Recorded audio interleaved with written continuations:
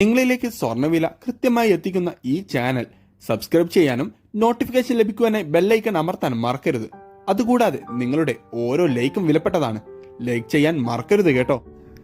സംസ്ഥാനത്ത് വീണ്ടും സ്വർണ്ണവിപണിയിൽ ഇടിവാണ് രേഖപ്പെടുത്തുന്നത്.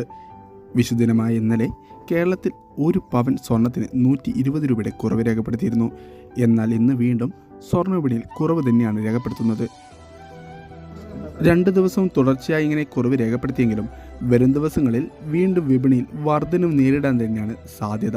സംസ്ഥാനത്ത് ഇന്ന് 22 കാരറ്റ് സ്വർണ്ണവിലയിൽ ഗ്രാമിന് 35 രൂപയും പവന് 280 രൂപയുടെയും ഇടിവ് രേഖപ്പെടുത്തിക്കൊണ്ട് ഇന്നത്തെ 22 കാരറ്റ് സ്വർണ്ണവില ഗ്രാമിന് 8,720 പവന് 69,760 രൂപയിലുമാണ് വ്യാപാരം പുരോഗമിച്ചുകൊണ്ടിരിക്കുന്നത്. Thanks for watching gold price Kerala today. നിങ്ങളിലേക്ക് സ്വർണ്ണവില കൃത്യമായി എത്തിക്കുന്ന ഈ ചാനൽ സബ്സ്ക്രൈബ് ചെയ്യാനും നോട്ടിഫിക്കേഷൻ ലഭിക്കുവാനായി ബെല്ലൈക്കൺ അമർത്താൻ മറക്കരുത്.